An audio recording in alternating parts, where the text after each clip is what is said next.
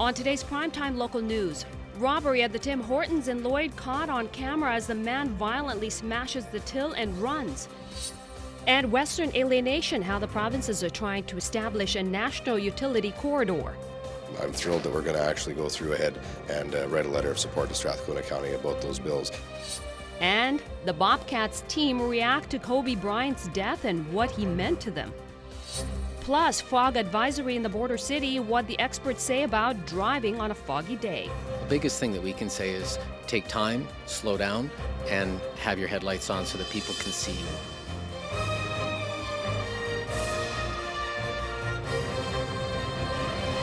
Prime time local news, serving the Lakeland and Midwest regions. Developing news this evening. Last night, a few Lloydminster businesses were hit with a spree of attempted robberies. Look at this. A person jumps over the counter and started to bash the cash register with a hammer at Tim Hortons on the south end of Highway 17. The manager at the coffee shop posted this on Facebook. The man in the video was only in the store for about 90 seconds. Fast Gas was also another business that was hit last night. They mentioned that no one was injured and only a few small things were stolen. The Lloydminster RCMP suspect that it is the same man in both incidents and is described as wearing blue pants, a yellow bandana, a toque, and carrying a red backpack. The RCMP are looking for help from the public. If you have any information on the suspect, you are asked to contact the police. One of the main takeaways from last fall's federal election was the feeling of alienation of people in Western provinces. Now, municipalities across the prairies, include the city of Lloydminster, are uniting in trying to establish a national utility corridor. Josh Ryan has the story. City Council resolved to support Strathcona County's proposed resolution to the Federation of Canadian Municipalities. The resolution urges the federal government to work with various groups and either repeal or amend Bills C-48 and C-69. So it'll be an opportunity to be united, and not just from Alberta or Saskatchewan. There'll be British Columbia municipalities, I hope, that sign on to this, Manitoba, even Ontario, Quebec, and hopefully Maritimes. The hope is that this banding together will force the federal government to rethink the two bills that affect tankers and pipelines. If we're hearing this from our municipalities, we're hearing it from First Nations, we're hearing it from provinces, perhaps we should take a step back and look at the kind of recommendations that we're hearing coming from each of those levels. Council members were unanimous in their support of the motion, with several citing that this sort of decision is exactly why they are elected by the public. These are things that affect our local community and the two provinces that we're a part of, and so absolutely I'm thrilled that we're going to actually go through ahead and write a letter of support to Strathcona County about those bills, and that the mayor and I will be at that conference to speak in favor of them. Mayor Albers hopes that the resolution will show the connection to voters in municipalities. At a municipal level, most people seem to run into their municipal government on a regular basis. So I think that's the intention we have, is to carry that message forward. And given the current political climate, there's more hope than before of the message being heard. I think if there's politically a time to do it, this would be it. We know the federal government is considering the fact that there may be another election in 2 years. So if they want to strengthen their representation and reaching out for Western Canada, maybe this is it. Josh Ryan, Primetime Local News. And just like it has in Lloydminster, dense fog continues in east central regions of Alberta. Residents are reminded on what to do while driving in this weather. Traveling is expected to be dangerous with the reduced visibility in certain locations. Lloydminster Public Safety wants to make sure people remember specific tips while driving through the fog. Make sure that you drive accordingly, particularly when you're approaching intersections and that kind of thing. Pedestrians may not be able to see you, so it's important to make sure that you don't trust your automatic headlights, that you actually turn your headlights on when you're going to be driving, allow a little bit more time to get to your destinations. And since some vehicles don't come equipped with automatic headlights, it's important that you turn them on so you can be seen, especially during daylight. Alfred also says you should have other items in your vehicle in case of an emergency. Well, you should always have an emergency kit when you're traveling in the event of collisions or upset, hitting the ditch, breaking down, anything like that. But, the biggest thing that we can say is take time, slow down, and have your headlights on so that people can see you. And now I look at your weather forecast with our Abby St. John.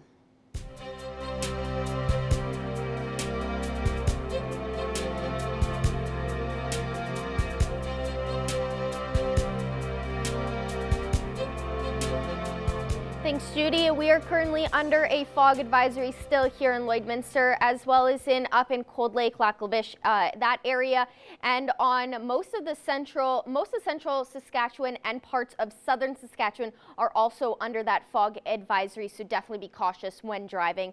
Make sure those headlights are turned on. -8 here currently in Lloydminster, with 2 km/h winds coming in from the north, making it feel just like -9 with that wind chill.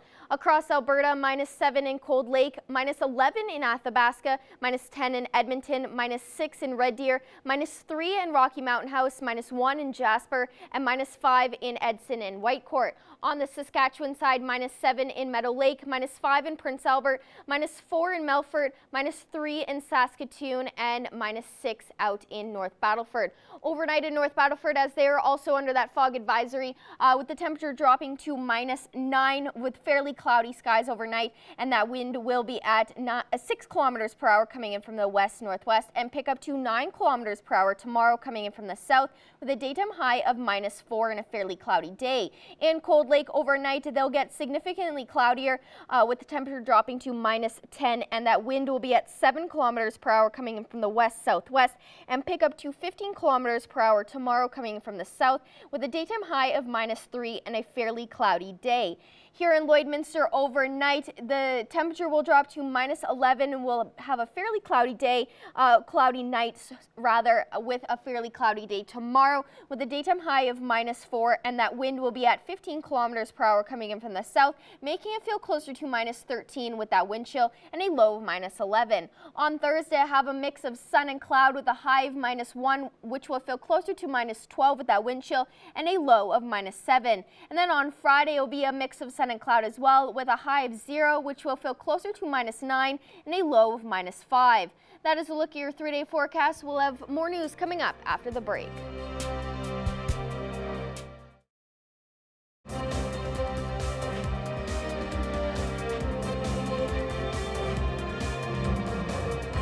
Welcome back. Two University of Lethbridge professors have created an interactive website that could provide Alberta farmers and ranchers with practical information on climate extremes and their impact.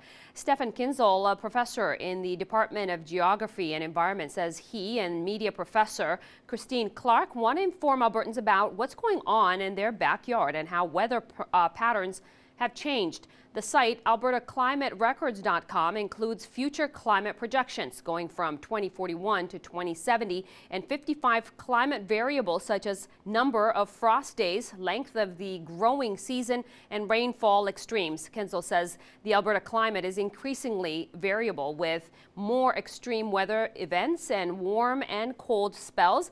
The good news for growers, he adds, is the growing season is longer, creating more flexibility and in seeding and harvesting. Now here are your agriculture prices for today.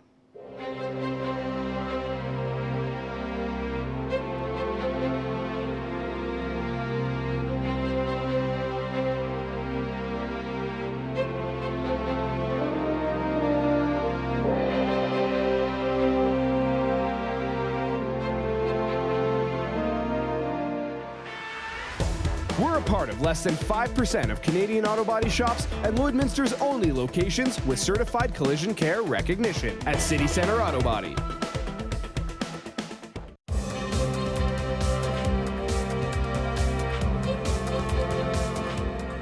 Throughout his career as a professional basketball player, and even after he retired, Kobe Bryant was an inspiration to many. He believed in hard work, close relationships, never giving up, the value of dedication, and most importantly, he believed in the strength of family. This tragic loss has encouraged fans and friends all over the world to share stories about the impact Kobe had on them. Here's Evan Kenny with this week's Beyond the Boards.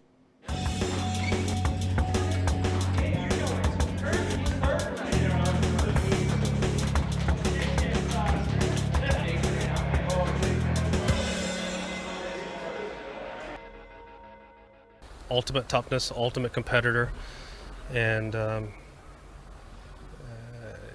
one of the most shocking, tragic days that I've ever been a part of. And it's hard, he was a legend, and in the basketball world and in the whole world.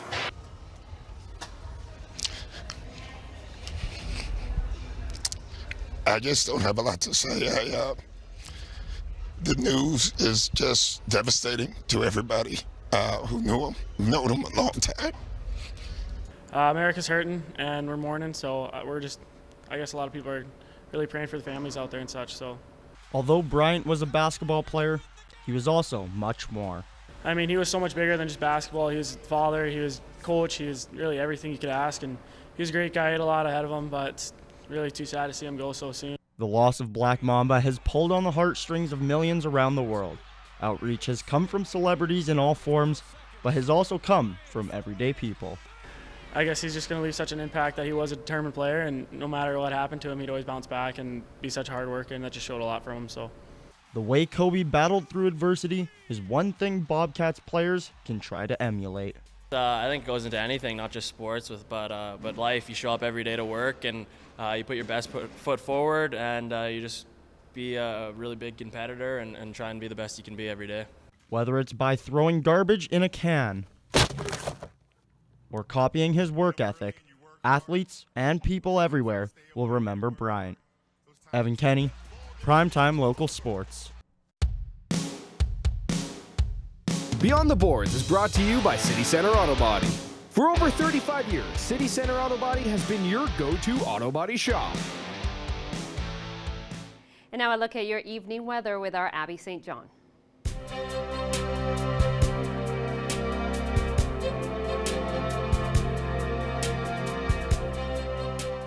Thanks, Judy. Taking a look at our satellite radar, we're still under that fog advisory here in Lloydminster, as well as in Cold Lake, Bonnyville, and Lac La Biche. Also under that advisory outside of Edmonton and in the Vegreville, Wainwright, Provost area, mix of that rain and snow mixture throughout the past couple of hours. On the Saskatchewan side, the main central Saskatchewan is under a fog advisory, as well as most parts of southern Saskatchewan as well. The Battlefords, Maidstone, Macklin area under that advisory, and then most of central Saskatchewan under that advisory. So definitely be cautious when out driving, as it will be hard to see.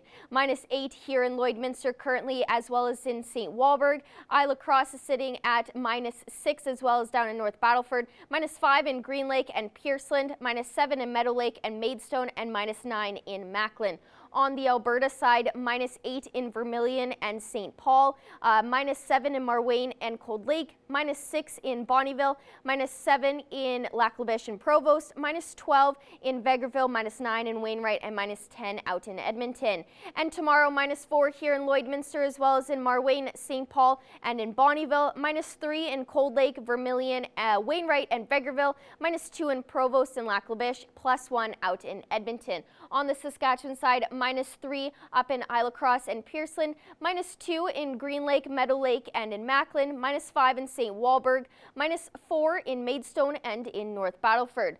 Overnight across the region, in Meadow Lake, Bonnyville, Paradise Hill, Murnum, and Pearceland, fairly heavy cloud coverage, little less in Isle of Cross and Wainwright, and then fairly clear skies in Provost and Unity. -9 in Meadow Lake, -11 in Isle of Cross, -10 in Pearceland, Paradise Hill, and Bonnyville, -9 also out in Unity, -15 in Provost, -16 in Murnum, and -13 in Wainwright for your overnight temperatures. And then your school day forecast for tomorrow here in Lloydminster at 8 a.m. It'll be -11.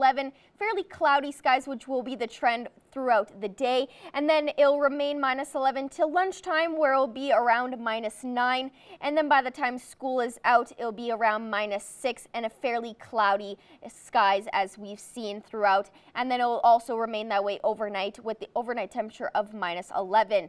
On Thursday, it'll be a mix of sun and cloud with a high of -1 and a low of -7. On Friday, a mix of sun and cloud as well with a high of 0 and a low of -5.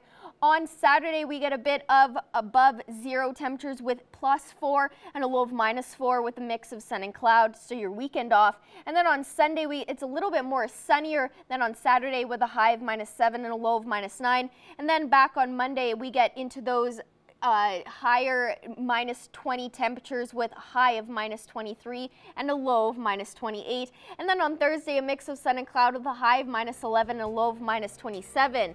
That is a look at your 7-day forecast. We'll have more news in the question of the day coming up after the break.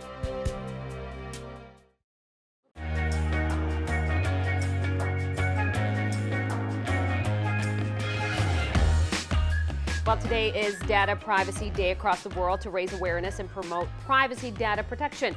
How well do you protect your privacy on social media, and what measures have you taken to do so? I've taken some measures. I think I'm pretty okay. I haven't had anyone, kind of break into my my social media stuff. So, but it's hard because a lot of people are really smart in like cracking the code and getting in there. So I don't know. Yeah, I make sure that all of my privacy settings on Facebook are turned on or at the highest level that you can get. My Instagram's private, so just to keep that little bit of privacy for the people that I know and I'm close with, they can see that. But people I don't know or just anyone looking, I don't feel comfortable with people, just anyone being able to look at what I post. So I make sure that I have all those privacy settings turned on and at the highest level that you can possibly get. I like the fact that they're making this a day worldwide for people to be aware, because I think it's becoming such a big, huge problem around the world, and they're telling people, hey, wake up, start making sure that you're doing those things to protect yourself from crazy people that are, because you never breaking know. in. It could be a little bit tedious, but just being aware of what you're saying and making sure that you're not giving away too much information, it will help. It could help. It's not necessarily that someone's watching you. You better do this. It's just a precaution. Wow, amazing technology, but yet so scary sometimes, right?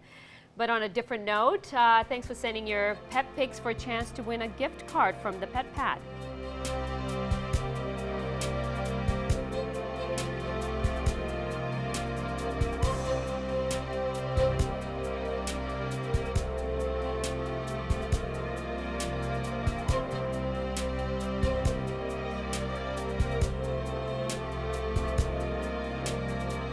We want to see your pets. Send photos of your pet and their name to our Facebook, Twitter, or Instagram to have them featured on Pet of the Day. Your name will be entered into a weekly draw for a gift certificate from the Pet Pad.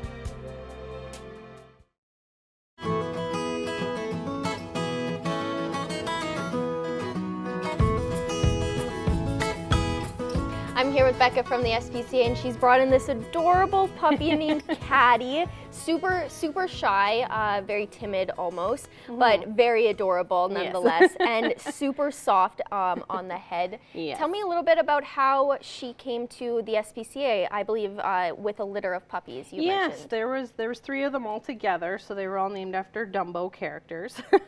So the other 2 have found their homes now, so she's the only one left, unfortunately, but we're sure she'll find her home soon. But yeah, they were found on the side of the road just outside of Onion Lake.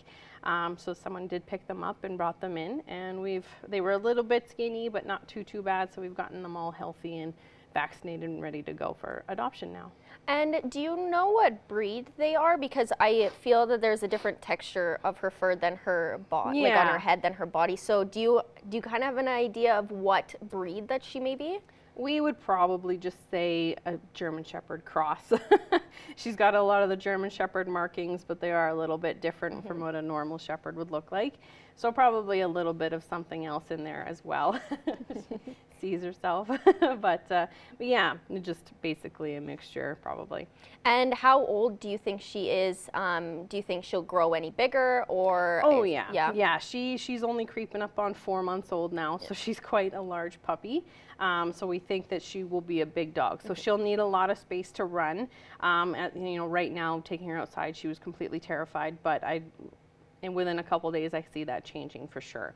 But yeah, she'll be a very high energy dog, so she'll just need a family that can match that. And we did notice that she is really shy around amongst people. How is she with other dogs or even cats just walking past their kennels and stuff? Yeah, for the most part, the dog, she's fine. Like, I think it's a bit of her safe zone right now at the shelter. So, you know, you open the kennel door and she doesn't bolt. She's like very much like, why are you opening the door? Like, this is my little safe spot here. But like I said, when they first came in, they were really, really terrified of us. But now they absolutely love us. But taking her here, she was a little bit, a little overwhelmed. But again, you know, with that socialization of taking her out and being in the community, I think she would just, warm right up to everybody. So she would be fine in a setting where there would be little children wandering around. Yeah. Like I said, like, you know, again, with little kids, I mean, you always want to teach them to kind of not grab or things like that. And then when she does get that spurt of energy, you know, she might, again, bold them over a little bit. But, you know, that comes with training again, too. So I think she'd be really good in any family. And we were talking just a little bit off camera. You mentioned that you've had a large increase in dog adoptions this past week. Tell me a little bit about that. Yeah, like, so I normally post our our animal adoptions every Monday. So yeah, this week it was nice to see, I think there was 5 dogs this past week. So, and our old timer Zeus, that was only there for about a week as well, did find his forever home. And we've gotten updates already that he's really, really fitting in well, and he's quite happy he adopted him. So we're really happy for him in that aspect. Yes, amazing. I was checking back on that post you know, every couple of hours, and then when I saw that he was adopted, I just got so happy because, you know, last couple of years he deserves to be with people who love him and all that. And how are you doing with number-wise for cats? Because that's always a big thing for the SPCA, always having too many cats. So how are you guys doing with numbers on that? Yeah, we're still like you know, I think we have our little thing that we always update up on our wall, and we're at about 60. So we're really lowering in numbers in foster. So most of our animals are in shelter now.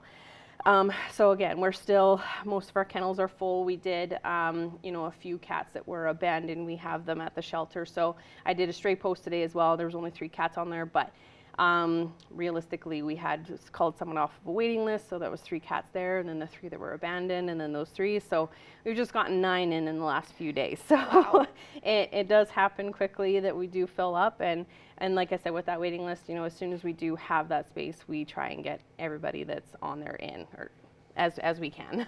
And really quickly before we wrap up, is there any other events or things that the SPCA are doing upcoming? Yeah, like we just have our Valentine's Day photos. I think we're going to try doing it on the 13th at PetSmart for sure. And, you know, just so we're not invading on Valentine's Day itself. Even if your animal is your Valentine, then we can just do it on the 13th. But yeah, we'll try and do that at PetSmart on the 13th. All right, well, thank you so much for bringing in Caddy, who's starting to fall asleep just a little bit. So thank you so much for coming in. Yeah, thanks for having us. Manage your waste and recyclables with Quick Pick Waste Disposal. 100% locally owned and proud to serve and support the communities we call home. Quick Pick, the convenient solution to avoid pollution.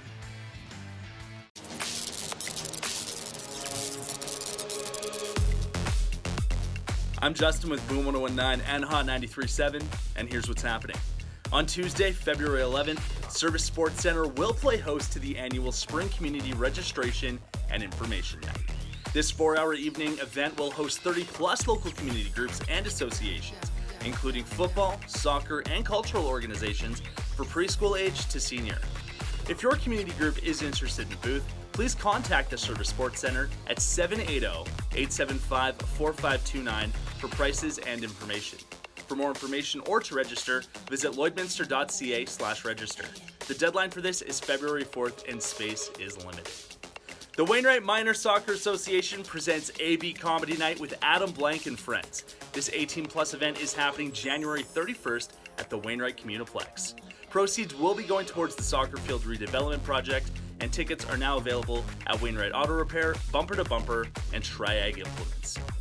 Get ready to have some fun in Vermilion. The Vegas in Vermilion is happening Friday, February 7th. $60 gets you in. That's going to get you cocktails, a gourmet 3-course meal, and a 2-hour fun casino where everyone's a winner. If you want to see more information on that, check out our websites. I'm Justin with Boom 101.9 and Hot 93.7, and that's what's happening.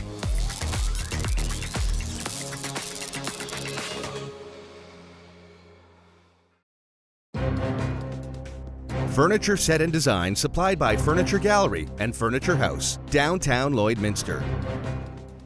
Today I'm joined here with Kelly Sidoric and Tara Weaver with KT & Company, and today we're going to be talking about the Inspiring Women's Conference that's coming up early February 6th. Yes. Thank you so much for coming in. We mentioned the 9th conference this year coming up, so that's super exciting. Tell me a little bit about the journey that you've been on so far over the 9 years. It's actually kind of interesting. Kelly and I would go to women's conferences around our community. We'd go to Vermilion, and there was one in Camrose, and we would look at each other and say, you know, there should be something like that in Lloydminster. And we said that for a few years and finally decided, yes, let's go ahead and do it. And so you have a great panel of women coming to speak, especially Amber LaRue. Most importantly, we were talking just a little bit off camera how she's the first chuck wagon racer or driver, first women. And you mentioned that there's so much more to her story. And then you have so many other women on your panel that have done amazing things. Yes, we also have Leanne Hawes on our ever popular panel. She is the first female CEO of a co-op in Western Canada, and we really appreciate her story, and she's got lots of interesting and inspiring things to share. Another panel participant is Bonnie McNabb from over by Turtleford. She's a celebrated artist, as well as an entrepreneur. She has a greenhouse, and her journey is also very interesting and motivational. And we have a lot of things going on that day, but the panel is always one of the most popular pieces of it. So what can women can expect when they come out and enjoy the day? The day is going to have a similar format to the other years for people who have come before. Generally, we start with the panel that we just spoke about, and those three women, we don't give a lot of direction as to what they should speak on. They're free to talk about whatever they would like to share, and that's always the favorite. This year, we have something new. We have an all of her makeover that we have been working on throughout the last few months. Her name is Amanda Kiowski, and she was chosen to receive a makeover on the outside, but also on the inside. So we have different partners involved in that. Brixton Shoes and Apparel are providing footwear for her, and she has an outfit already picked out from the silver mannequin, which I can't wait to share, because I have to say, when she walked into the silver mannequin, she laid out no patterns, you know, no bright colors. Wait till you see. It's fantastic. Her hair is being done by Vivid Hair, and her makeup is being done by Candace Willett. So we'll be revealing everything about that makeover on that day. And then on the inside, we have Michelle Charles Gustafson is also working with Amanda on her goals and her ambitions. Now, when reading up on the day, you have various focuses that you're going to be looking at, particularly personal and professional development interests, cyber safety and nutrition. So tell me just a little bit about those various focal points. Well, you're absolutely right. The cyber safety, that's going to be presented by Patty and Angela from Synergy and Lakeland College. So they're going to present on some of the pitfalls and cautions and things that we should be aware of with our internet and World Wide Web usage. Heather Reed is a dietitian nutritionist, and she's going to be sharing a lot of her health and wellness ideas. She also has a very interesting story that the women attending will appreciate. We're also having a presentation on the accounting side of things, the financial piece, and Erica and Carly from Leckie Associates are going to share some ideas and information, particularly if people are wanting to start their own business, but there will be other areas of interest there as well. And then Jill Kelly, a marketing specialist from Red Bicycle, is going to talk to us about our social media wellness and our presence on social media. And many are familiar with Jill, and we've worked with her for a number of years with the conference. So we're really excited about the different offerings that we have. Of course, there is only 2 opportunities to go to the breakouts, so you have to choose between the 4, but sometimes people are disappointed that they can't get to everything, but we try to be expansive in our offering so that there's something for everybody. And really quickly before we wrap up, where can people buy tickets, and when are the time, the date, and the location of the conference? It's January 6th at the Lloydminster Exhibition. February. Sorry, it's February 6th. You haven't missed it. At the Lloydminster Exhibition Association. And they can get tickets at Olive and Birch, downtown Lloydminster, Brixton Shoes on the west side of Lloydminster, or online on Eventbrite.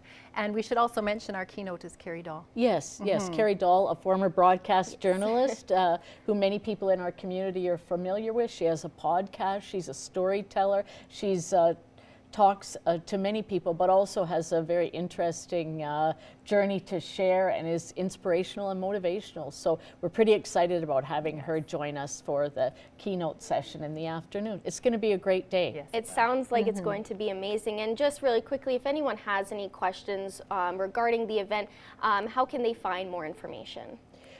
Do you want to go ahead? No, you go. All right, it'll be me. You can go on Facebook. Onto our Facebook page is KT and Company, and you can find us there and inbox us there. You can Twitter. You can inbox us on Twitter or also Instagram, all on the same handle, KT and Company. All right, well, thank you so much for coming in, and hopefully the 9th year is even better than the years past, and I know it will be, because this event is just so amazing and inspiring to women as well, and the panel seems like it's amazingly filled with very inspiring women with great stories. Yes, thank you very much. Thanks, Abby. Thank you. Yeah. Taking a look at your 7-day forecast, a high of -4 and a low of -11 for tomorrow, then a high of -1 on Thursday, 0 on Friday, +4 on Saturday, -7 on Sunday, and then we get a little bit cooler on Monday with a -23 and then -11 on next Tuesday to wrap up your 7-day forecast. Well, that weather doesn't happen till next week, so we can enjoy this week and into the weekend. And hopefully it changes it by then. By then. And hopefully maybe gets a little bit warmer. Yes. Not colder. That it was wrong, the forecast was wrong, -23, yeah, definitely. a little bit of a prediction. Exactly, and that is it for the show. Thanks for watching, everybody. We'll see you tomorrow.